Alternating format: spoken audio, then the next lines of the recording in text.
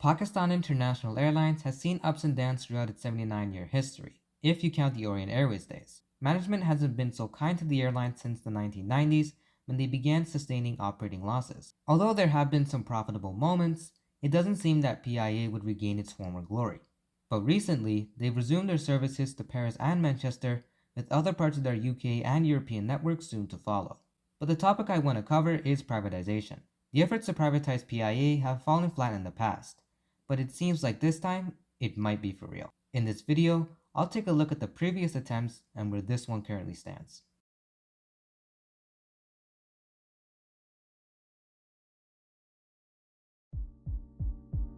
I'll keep it as simple as possible so you won't get lost. Talks in privatizing PIA began in the late 1990s when they were sustaining their losses, but nothing materialized. However, units such as catering, ground handling, and engineering complexes were to operate as independent companies going forward. Other than that, nothing came of it. Another attempt came in 1997 when a team from the World Bank's international finance arm was called to Pakistan to create a plan in making PIA profitable, but once again fell through as an agreement with both parties couldn't be reached. There were many attempts in the following years, but the outcome was the same. PIA was removed from the privatization list altogether on February 18, 2009. It wasn't until 2013 when the airline once again sustained heavy losses due to mismanagement and corruption. The plan was to sell 26% of shares and management to an unknown investor. If anyone knows it, please comment below. But like many of the aforementioned attempts, you already know what happened. This was due to protests by airline unions after 2 employees were killed by security forces while approaching the terminal at Karachi Jinnah International Airport.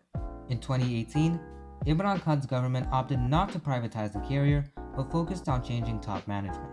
It seemed like the answer to everything, and for a brief time with CEO Arshad Malik at the helm, PIA looked like it was on the rise again. Until they weren't. The PCAA pilot licensing scandal in 2020 rocked Pakistan's aviation industry to its core, and PIA's routes to the UK and Europe were barred due to this as well as the FAA imposing its own ban. PIA's losses were at an all-time high, and it seemed Pakistan's national flag carrier was down the drain for good. However, the current government under Shehbaz Sharif has decided to sell 51 to 100% stake in the airline to ease the burden. An attempt in 2024 fell through due to a low bid from the sole bidder, Blue World City, a joint partnership between Pakistan and China focused on developing modern properties and architectural masterpieces, only put a bid of 10 billion Pakistani rupees. This was far below the government's asking price of 85 billion rupees. They wanted to ensure the process followed standard laws and regulations.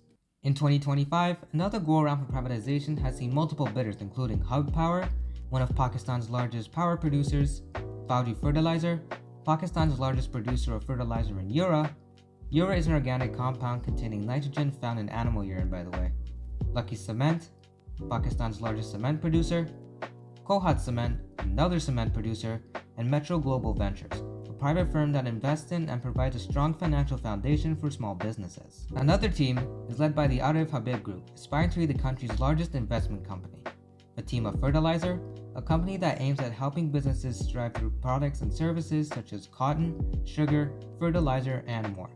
City Schools, and Lake City Holdings, a company that's developing a modern community outside Lahore.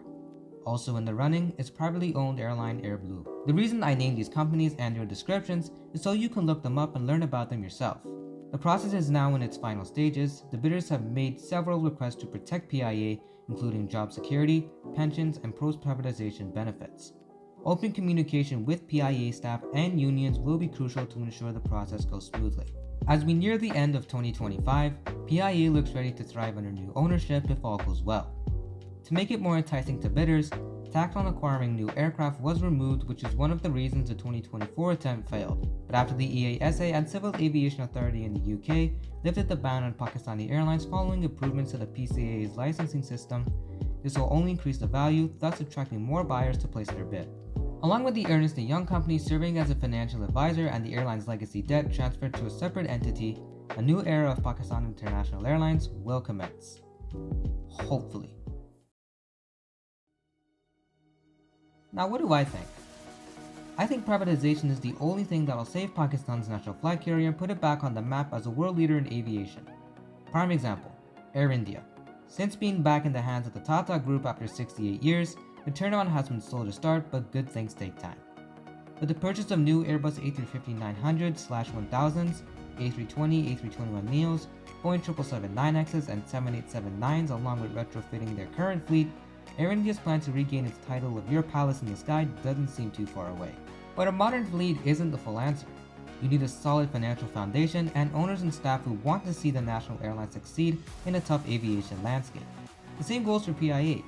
There's going to be a lot of work to revive them. So I wish PIA and Air India nothing but the best to regain their status as one of the best in the world. What do you make of this? Do leave a comment below. Thank you for watching and take care.